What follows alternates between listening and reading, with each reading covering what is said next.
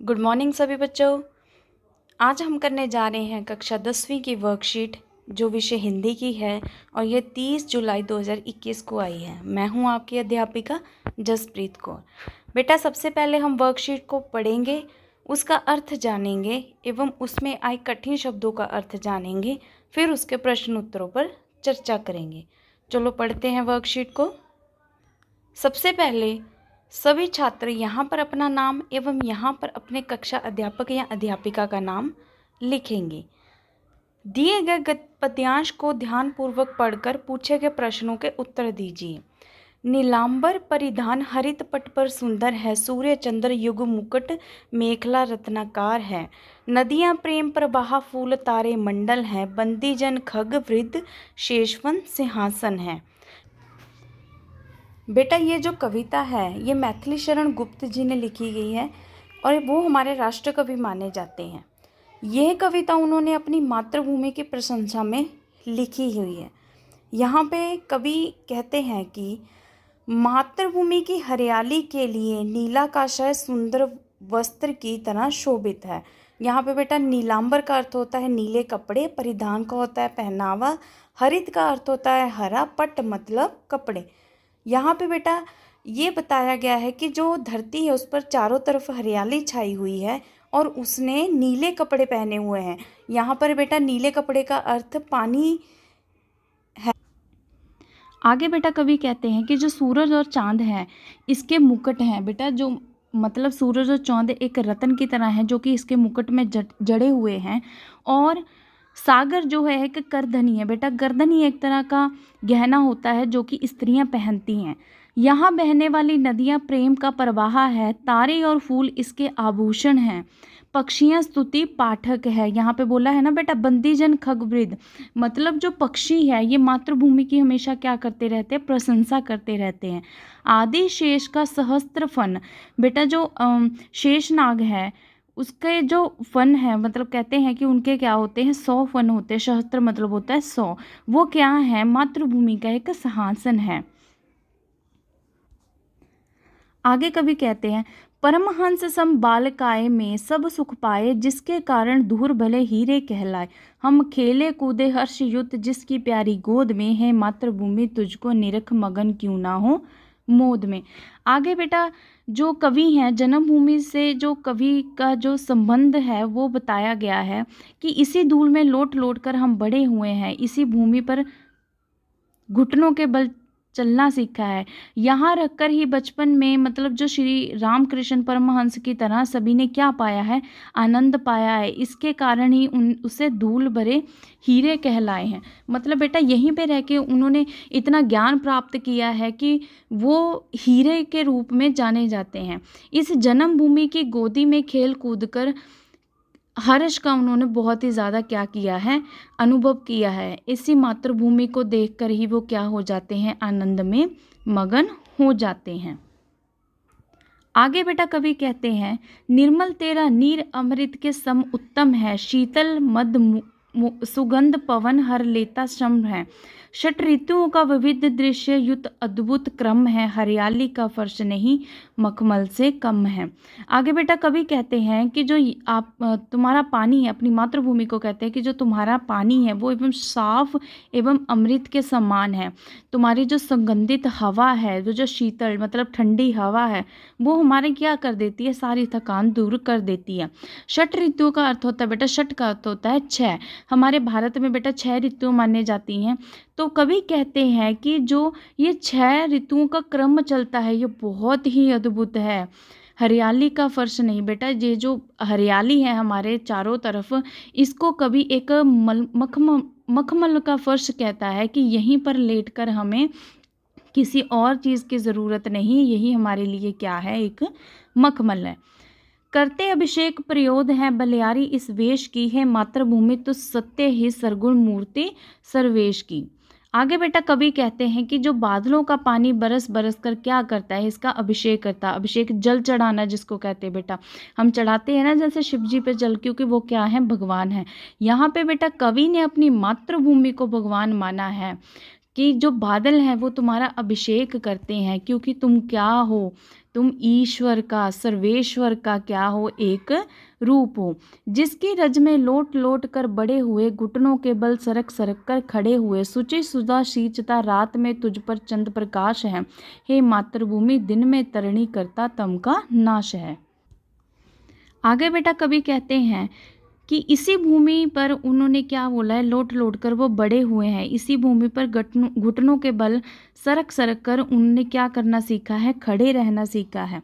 आगे वो कहते हैं कि जो चंद्र का प्रकाश है वो रात में क्या करता है, शुचि शुदा होता है बेटा शुद्ध साफ अमृत। रात का जो प्रकाश है इस मातृभूमि को क्या बना देता है, शुद्ध बना देता है। और जो तरणी का अर्थ होता है बेटा सूर्य सुबह के समय क्या करता है, अंधेरे को मिटाकर तम का नाश करता है। जिस पृथ्वी पर मिले हमारे पूर्वज प्यारे, उनसे हे भगवान कभी हम रहे ना न्यारे। न्यारे का अर्थ होता है बेटा अलग। लौट लौट कर वही हृदय को शांत करेंगे, उसमें मिलते समय मृत्यु से नहीं डरेंगे।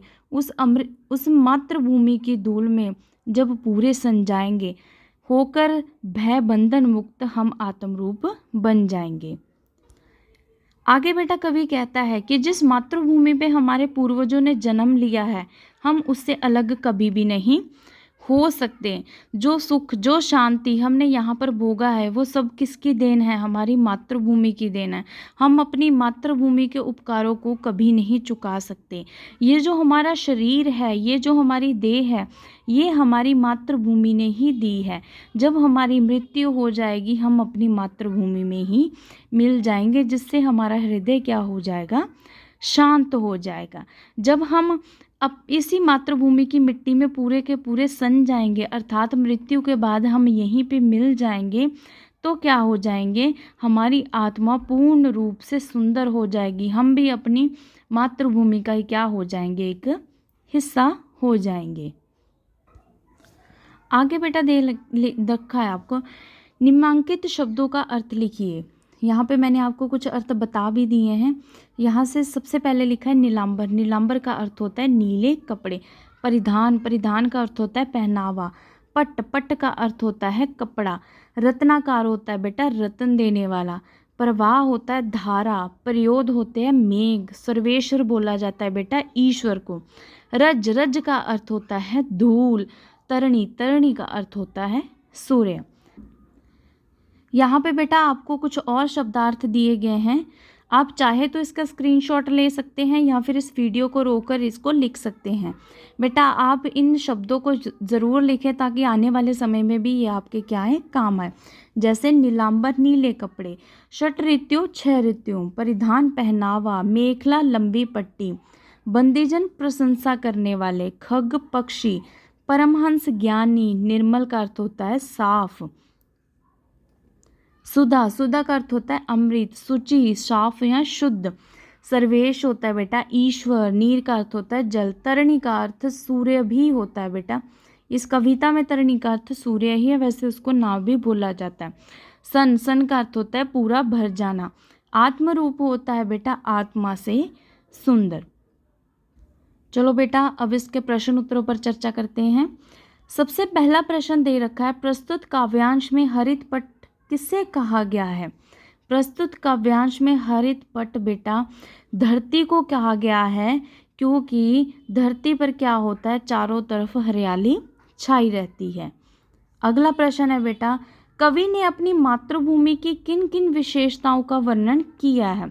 बेटा कवि ने अपनी मातृभूमि के जल, वायु, नदी एवं सागर की विशेषताओं का वर्णन किया है। जहाँ पर उन्होंने जल को शीतल बोला है, वायु को सुगंधित बोला है, नदी को जीवनदायिनी बोला है एवं सागर को अमूल्य संपदा बोला है। हमारा अगला प्रश्न है बेटा, कवि ने मातृभूमि को ईश्वर का साकार रूप किस आधार पर बताया है। बेटा ईश्वर का साकार रूप इसीलिए कहा है क्योंकि जो सूर्य एवं चांद है बेटा, यहाँ पे चांदी नहीं चांद आएगा, चांद इसके मुकुट के समान है तथा शेषनाग का फन क्या है, इसका सिंहासन है। बादल निरंतर इसका अभिषेक करते हैं तथा पक्षियों का समूह क्या करते हैं, हमेशा इसका गुणगान करते हैं, इसके यश का गुणगान करते हैं। अगला प्रश्न बेटा जो आपको दे रखा है, प्रस्तुत कविता में किस रस एवं अलंकार का प्रयोग हुआ है? नाम एवं उसकी विशेषता लिखें। तो बेटा इस कविता में जो वात्सल्य रस का प्रयोग हुआ है एवं मानवीकरण अलंकार का प्रयोग हुआ है। वात्सल्य रस क्या होता है बेटा? जब माँ बाप का अपने बालक के प्रति प्रेम या बालक का अपने माता प्रति के प्रेम प्रकट किया जाता है तो वो वात्सल्य रस होता है। यहाँ पर जो मैथिली शरण गुप्त जी हैं उन्होंने अपनी मातृभूमि के बारे में बताया है, उनके प्रति अपने प्रेम को प्रकट किया है, इसीलिए यहाँ कौन सा रस है? वात्सल्य रस। और बेटा दूसरा जो है मानवीकरण अलंकार वो होता है जिसमें हम प्रकृति की किसी चीज़ को मानव के रूप में प्रकट करते हैं। यहाँ पर उन्होंने जो अपनी मातृभूमि है, धरा है, उसको अपनी माता के रूप में प्रकट किया है, इसीलिए यहाँ पर मानवीकरण अलंकार है। अगला प्रश्न बेटा पूछ रखा है, प्रस्तुत कविता का उचित शीर्षक लिखिए। तो इस कविता का उचित शीर्षक जो मैथिली शरण गुप्त जी ने इसको मातृभूमि ही लिखा है, आप अपने हिसाब से अपने विचार के अनुसार मातृभूमि के प्रति प्रेम या कोई और शीर्षक भी लिख सकते हैं। आगे बेटा यहाँ पे आपको चित्र दे रखा है एक, और इनके बारे में पूछा गया है कि ये चित्र किसका है और हिंदी साहित्य में इनको क्या उपाधि दी गई है। बेटा ये जो चित्र है ये बहुत ही प्रसिद्ध कवि हैं सुमित्रा नंदन पंत जी, उनका है ये। ठीक है बेटा, ये चित्र सुमित्रा नंदन पंत जी का है। वह हिंदी के बहुत ही विख्यात कवि हैं। उनको साहित्य अकादमी पुरस्कार, पद्म भूषण, ज्ञानपीठ पुरस्कार एवं सोवियत नेहरू पुरस्कार से नवाजा गया है। आगे बेटा यहाँ पे कुछ पर्यायवाची शब्द भी आपसे पूछ रखे हैं। सबसे पहले है सुधा। सुधा का अर्थ होता है अमृत, पीयूष, सोम, शशि रस। आगे है परिधान। परिधान का अर्थ होता है कपड़ा, वस्त्र, चीर और पट। अगला बेटा पूछा गया है नीर। नीर का अर्थ होता है पानी, जल, सलिल। खग। खग का अर्थ होता है पक्षी, पंछी, खेचर। तरणी। तरणी का अर्थ बेटा आपको बता चुकी हूँ। तरणी का अर्थ होता है सूर्य, दिनकर, शीघ्रगामी। आशा करती हूँ बेटा आप सबको ये वर्कशीट ज़रूर समझ आई होगी। अगर आपको वर्कशीट अच्छी लगी हो तो मेरा चैनल सब्सक्राइब करें तथा बेल आइकन दबाएं। धन्यवाद।